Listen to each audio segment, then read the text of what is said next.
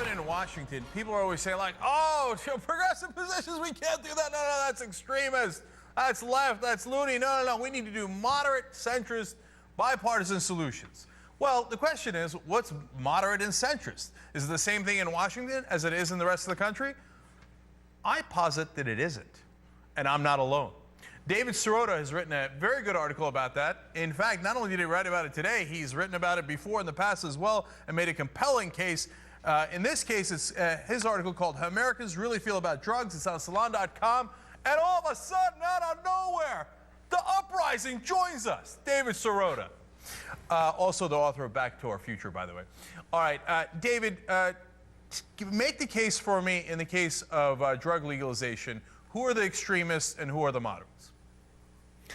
Well, the people in Washington would have you believe that those who support legalization are the extremists. So there was a New York Times op-ed by a former top Obama official in the drug czar's office saying that it's extreme to support legalizing drugs. Well, what does that really mean? Who are really the extremists? When you look at where people are on marijuana issues, for instance, on legalizing marijuana, full legalization, treat it like alcohol, Gallup's poll just a few weeks ago found record high, no pun intended, support for legalizing marijuana. 50% of Americans now say they want to legalize marijuana. When it goes to medical marijuana, that number goes up to 77%. So I think if you look at those numbers like that, what you see is the mainstream centrist position is to support legalizing marijuana, and the extremists are those who say we should continue to fight the drug war.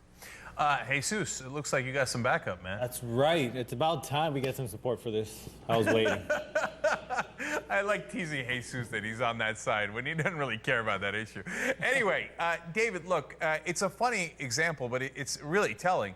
Like, how do these guys get to decide what's extreme and not? It seems like it's BS. They've got their mind made up, and it doesn't matter what the American people say. So, like, you know, we're going to talk about that in regards to other issues too, but on this too. How do we break, like, what do you think is the central phenomenon that causes that, right?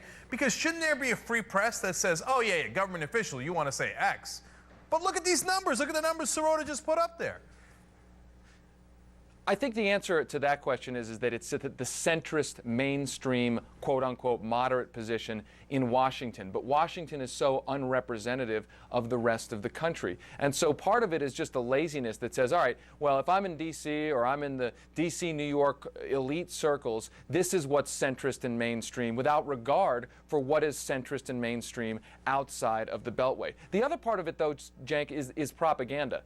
Part of the way we decide what to do in this country is by setting up perceptions of what is acceptable, realistic, centrist, and mainstream. And so the people who want to push an extreme message, an extreme set of policies, what they will do is try to marginalize the mainstream opposition by saying, no, you guys are the freaks, when in fact, when you actually look at the data, the centrist position is the one that the so-called centrists are so far away from. All right, so let's look at some other issues to give a sense of that. For example, the public option. I remember I saw a report on CNN where one of their anchors was saying, oh, well, you know, this extreme position in favor of the public option. CNN had done a poll saying that a great majority of the country agreed with the public option. I'm like, it's your own poll. And like, give me a sense of where the country stands on that and where Washington stands on that issue.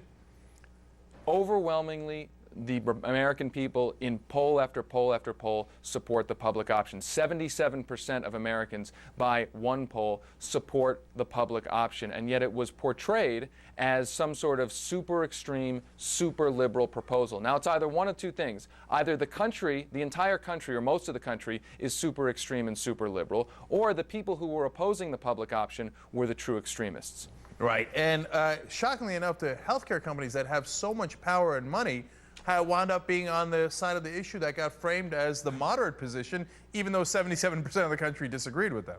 So now, how about the wars? I'm told the wars are incredibly popular and we have to maintain them for a long time. Right, and you're also told that the centrist moderate position in Congress is to continue supporting our deployments in Iraq, continue supporting our occupation of Afghanistan. For years you've been told that, when in fact the polls have shown exactly the opposite. When it came to Iraq, 75% of Americans supported withdrawing those troops from Iraq.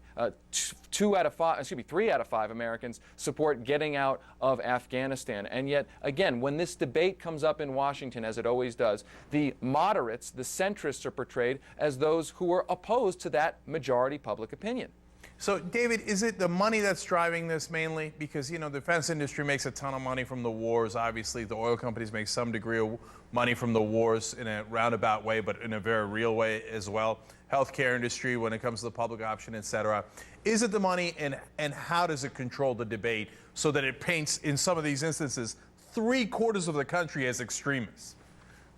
It's definitely the money. I mean, it's definitely the money and the power structure which is at odds with the public in whose name it supposedly governs. And I think what you see here is a fundamental elitism, an elitism that says, no, we know better. We know what to do. We know what the American public wants, when clearly the people who claim to be the mainstream moderate centrists, who are so out of touch with the mainstream moderate of middle America, those people are the ones who are completely out of touch with where the country is. There's an elitism that says we don't really care about where the mainstream middle of America really is. All right. Look, the reason we have David on the show often is because he brings the truth, and he brings it hard, man.